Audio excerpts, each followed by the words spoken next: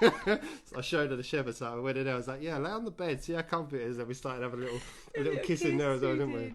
And then we went to the other tent, didn't we? The main tent, the big one. And you lifted me up. I lifted you up and we kissed some more, didn't we? And this was like instant. Like this was now 2 hours after meeting. We're now like full on kissing, loving and appreciating each other. You just held me and it felt so like normal and natural. Well, I used my power. I used my strength. my masculinity. Yeah. But I just couldn't stop smiling the whole day. Like it was intense. And it was like how much I just was loving you. I was just loving you straight away. It was just, straight away there was just this deep knowing between us.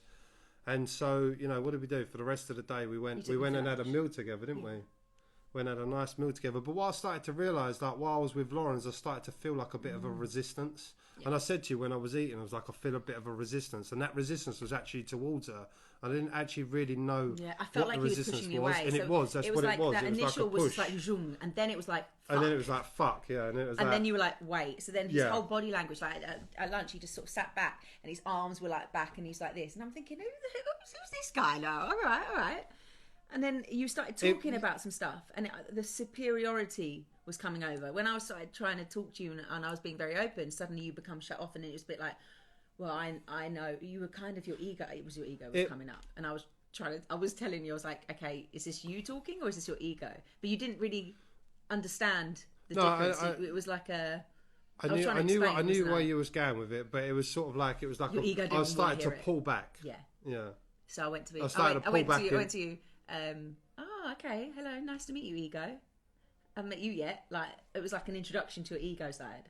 Yeah. Who you thought you should be, this kind of this masculine, dominant. Like I'm in control of this, because I think you felt yourself losing control within me, and then it was like, whoa, hang on a minute, I don't want to lose control. I felt like there was like a. But I did the same with you. I know. After that. I know. So we both went through this phase, but I was the first one to go through this phase.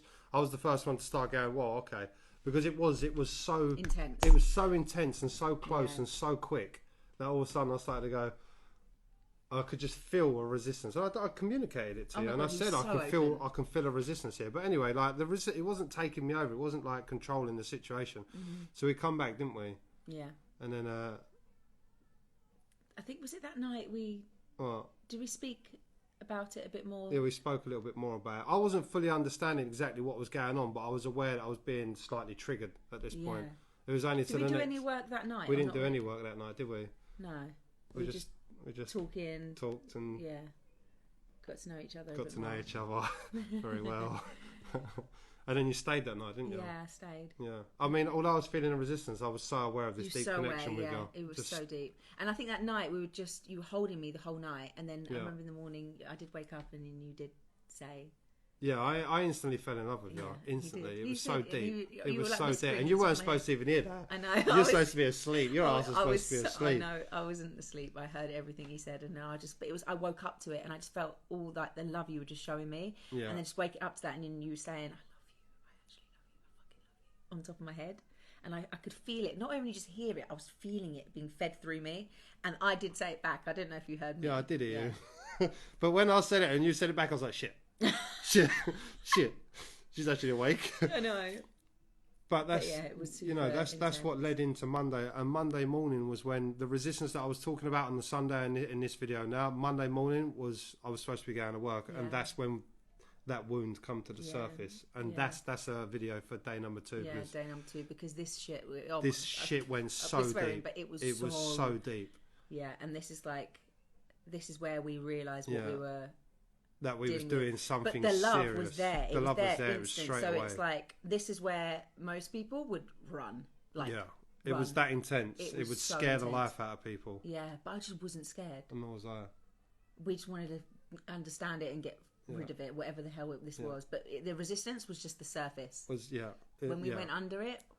Yeah, the next morning it took 2 hours for me to. I said, and I didn't even go to work. Like, just sit down. She went, sit down. You got to do this now. And I was like, I knew you had to do it.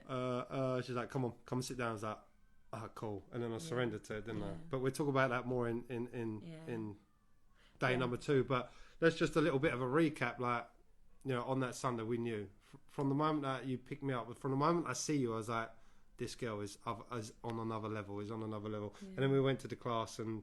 Just seeing that. And talking everybody about was, the purpose. it was just, yeah. I mean, these are the cards we picked out today. If you can Which see. are kind of... Yeah, which are really relevant. Really relevant.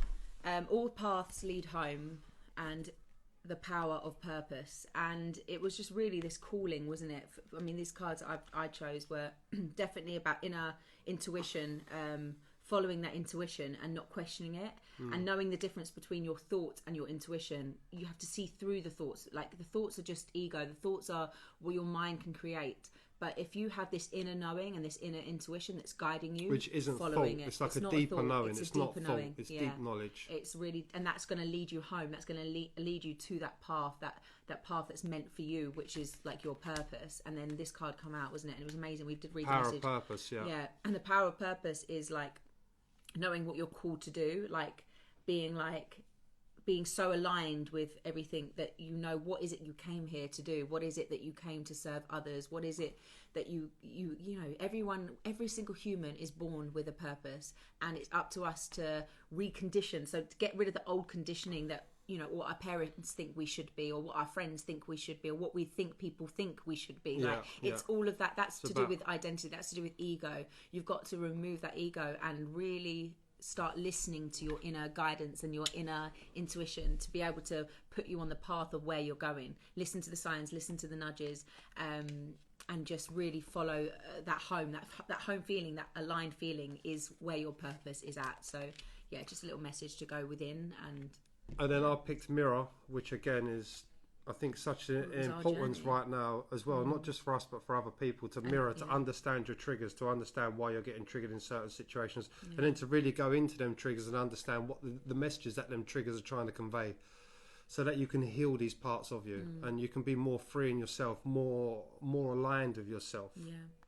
And the more aligned with yourself, the more aligned you are with your inner knowing, your inner knowledge, your inner purpose, and then really allowing that to play out through your life. So it's just knowing, like with 2020, like this is all the year 2020 is a mirroring. It's the mirroring. And it's yeah. this year, if you've had a lot of people come into your life that are triggering you and you're not understanding why they've been put in my path, what is it? It's something you need to learn about yourself. Stop blaming the person. Don't blame the person, because the person is teaching you something about you and your behaviours. And I'm talking about its deep unconscious behaviours. Like, I know I've been triggered a lot this year, and I've had certain people come into my life and I've just not understood it. But oh my God, like, I was so unconscious to these triggers. Like, I had no clue. It was only until I met you, you made me see everything.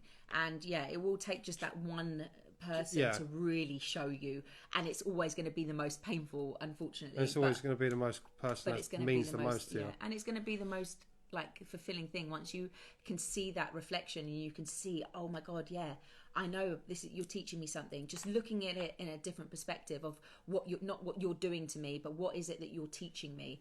What is it that I'm reflecting? You look at that person and say, that is a reflection of you through that person. So it's just really looking at things in a different perspective of that mirroring. Yeah.